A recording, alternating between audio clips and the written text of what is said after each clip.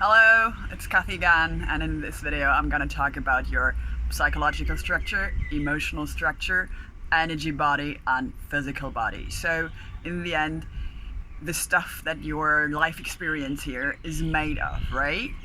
So let's start with your psychological software. I find that Tony Robbins put it quite accurately. He said, we have that software and we run that software so often that we think we are the software. So we have that mind, we have that psychological structure, all the thoughts, all the background commentaries, this compulsory thinking that's happening to a lot or to most people. This is like what I call the psychological structure, or what in the Eastern realm they call it the monkey mind, right? And interestingly, most people, including me, for a long time, get identified with that psychological structure. So it starts when you are, or when people are already little or still little, right? They come to that world and they're so, let me please use these terms, although most people are like, oh, this is so spiritual and esoteric, if that's also a word in English. And then they're kind of repelled when I'd put it like spirituality is like your natural state and not something fancy schmancy that is only for monks or people that sit in a cave for ages. I'm sorry if I'll have to look down at you, but it's really inconvenient to hold that phone. So, right, when we are already little, we're still little, we are so connected, and it's like a little bit like when you're an adult, you could compare to an LSD trip, because you just perceive, right, and you don't judge, and everything is so new and interesting, and you don't label stuff. And then someone comes up and says like, Kathy, and then you got the first idea of Kathy. And then you get more and more and more layers of conditioning, of training, wired into your psychological structure, right? For example, someone who's recently I talked to a guy from China who was like, oh, my English is so bad. And if you have concerned yourself, if you have spent some time working on NLP, neurological linguistic programming or so, then you're going to know that these beliefs are what kind of shape your personality, next to also emotions that are stored in your body. So it's really such a liberation to get some distance. So your mind, your thoughts, your whatever, your thoughts are here, you are here. Your emotions are there, you are here, right? Your whatever is there, you are here, right? So to create that space, I made another video on what worked, because actually this being here and there are the thoughts, and you don't you detach, you can observe them, you can use your thinking process, but you aren't used by it anymore because you don't identify with it anymore, right? And I made another video on what worked for me. So it's called How to Expand Your Consciousness or so. And I don't want to repeat myself, just check it out on how you can manage it. But for now, what people like Eckhart Tolle or John Kabat-Zinn or Deepak Chopra or also Tony Robbins or Dr. Joe Dispenza, Buddha and Jesus, what they all try to tell you is you are not your mind, right? And this whole Kathy personality likes and dislikes is what is referred to as the ego. right? And then there are some books written like The Ego is the Enemy from Ryan Holiday, who did all this great research on philosophy, right? Look, philosophy is there because people didn't understand how that shit works here. Like, if you once understand how life works, it becomes a great, like, charity event for you. Life happens for you, not to you. This is also like a quote from Tony Robbins that I didn't only like learn but experience myself. It's just that you have to, like, in order to really experience grace and to experience that, like, lucky charm that's put on you when you cooperate with life, when you're in flow, because flow is your natural state. Watch a child until it's like 1 or 1.5, 2. They are in flow. They just do what their natural core is telling them, and then they get this conditioning, right? So we go to therapy, we go to whatever healing, blah. In the end, what therapy or psychological blah is doing to you, it's like the disorder that is in your mind that you're identified it is being placed in a new order, but you're still identified with it, right? And this can go on for years and years and years, and then you do like personality development. But like, once you realize that you might have that personality, but you can't detach and just like be you, right? So you came to that planet with dreams, with stuff you want to do, with something you kind of burn for, right? But so many of us forgot about it because they were trained to believe in, I don't know, when you're a manager at some big corporate company, you're great. Or when you do have a lot of money, or when you do have certain competencies, there's so much that you can identify with that is not you, right? But, right, we're now in the process of some human evolution. I mean, it started 2,000 years ago with Jesus, right?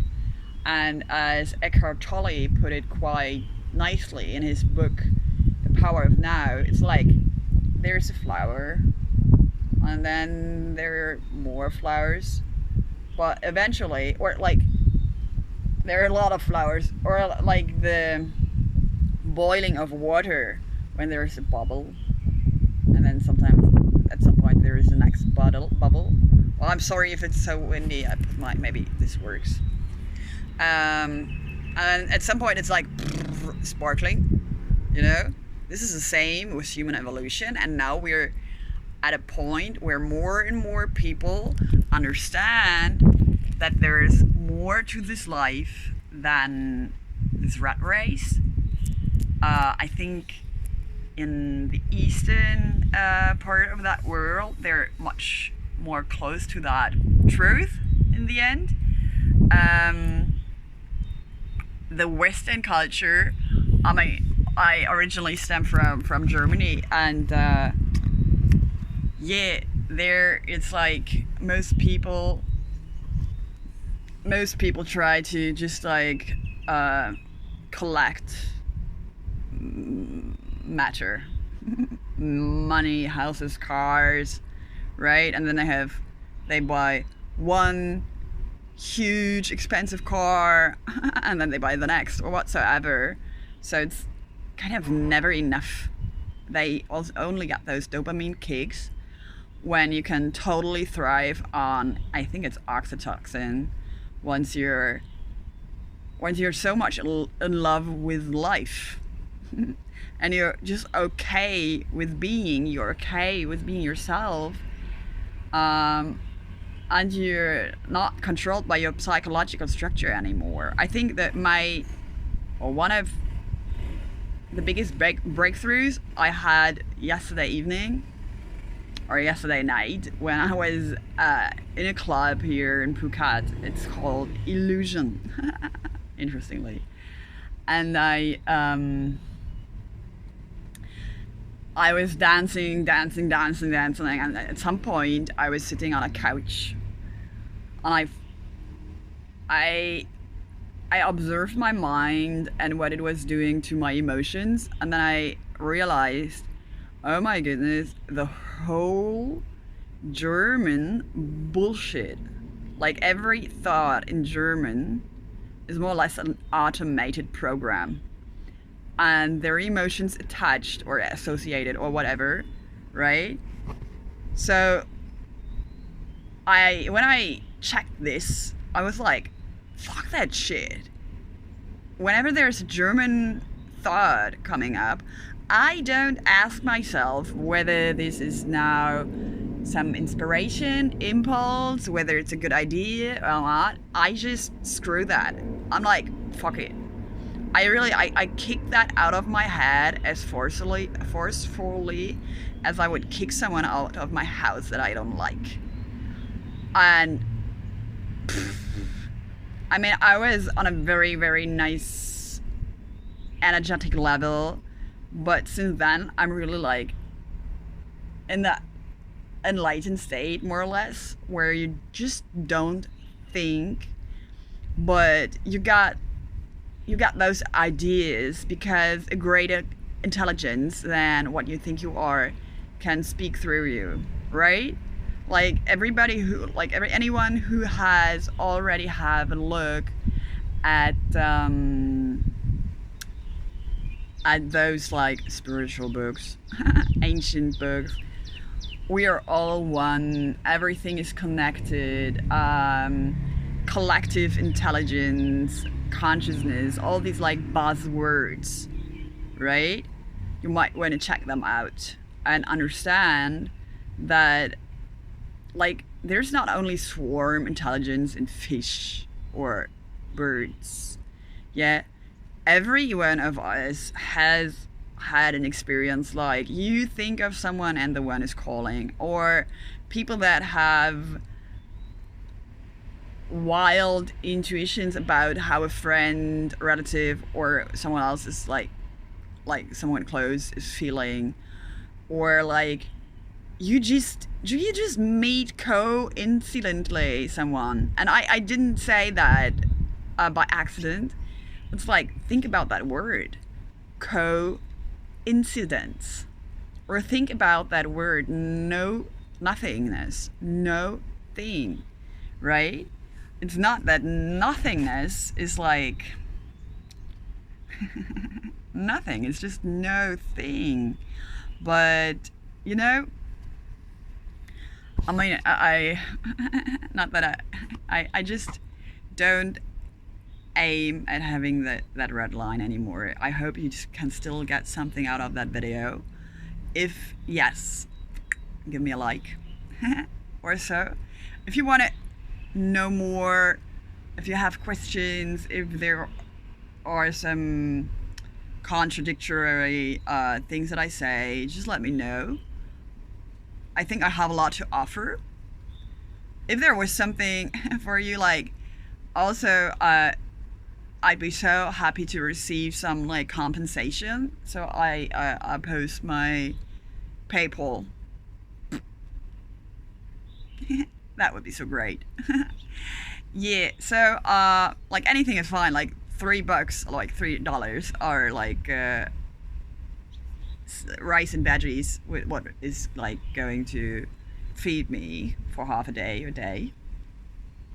$15 is like apartment here. If you think like, oh, that girl could use a pool, then it's maybe $30. Whatever you feel like. Yeah, so where did I, anyways, you have that mind, that software, that psychological structure, all that conditioning, right?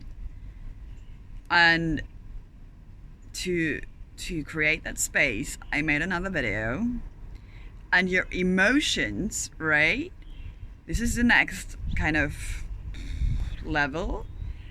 So what does happen? I find Dr. Joe Dispenza explains it in a very, very nice way, right? I know he's getting all these like bad reputations from people that don't understand it or have other interests or whatsoever. But really, like, if you hold that limitation of, I don't listen to people who are not certified by this or that university, you limit yourself. That's called ignorance, right? My cousin's son, 6-year-old, right? I once asked him, like, he was counting, and I was like, oh, did you learn that in school? And he was like, no, I learned it in myself. Yeah? And I really want to encourage you to learn it in yourself, to not limit yourself, to not limit your growth of wisdom by any prejudgments, right? You might miss out on relevant information that contribute to a happier, easier life, healthier, richer. And like, it's all within you. But when you think you are that ego with that name, or you identify with your job, or you identify even with your children, I know, tough one. I raised a dog, so I can relate to that, like identifying with something you got love of, you love. Yeah. So emotions, right?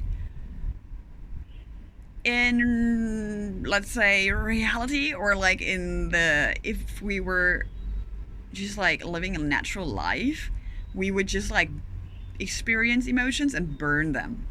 So, but what happens is, like, when we're children or so, or when something, at some point in our life, something happens, boom, right? And then we have this like emotion because this and that happened, but we carry on it because we tell ourselves that story about that mom or aunt or whoever has passed away, let's say. So we're like, for some days we're sad, and there's nothing wrong with being sad, right? But at some moment you can naturally, not normal is maybe not the right word in that in that crazy world, but like, if you fully live through these emotions and then you don't swallow them but you experience them fully,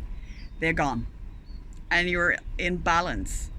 But we experience that emotions and then we keep telling ourselves this story of how miserable our life now is, how unfortunate that was, how we miss that person, how life is not really the same anymore, whatsoever, you name it, right? So after a few days it's a mood, and then after years it's just who you are. You're a sad person because, right? And not only that, but when we're children, we're sometimes not allowed to show certain emotions. Like, friends of mine really like hardly suppress the emotions of their child because they think they want to have a happy child, right? So they make her suppress any other emotion than happiness. So for now, this looks like a healthy, happy, ideal, perfect child. But the effects of what this is doing to her, oh my goodness, she's storing so many emotions in her body that are not burned, experienced, whatever. And at some point in her life, like, this whole machine can't take it anymore. So she will get depressed, or she will like compensate with drug abuse, alcohol, sexism, party, work, like some sort of addiction to, because like the nervous system is not in balance, it's dysregulated. And people who have drug addiction, they like, most of them just don't know how to regulate their nervous system, because when they're left to their own devices, they just feel bad, so they do something else, either sports or whatsoever, right? You got the idea, I guess, right? And eventually this is going to manifest in some sort of pain, in some sort of, oh my god, my butt hurts. Talking about pain, but I think I still also have some like tension in my body, but it's getting so much better. Yeah, these were like 20 minutes already. If you have any questions, let me know. And in my next video, I have some time to kill. I'm going to talk about manifestation. Like the myth of manifestation and how it actually works. Like there's no concept, there's no manifest your dream life with this meditation, like can't help but manifest in those 3 steps. Like if someone approaches you with a plan or a concept, run.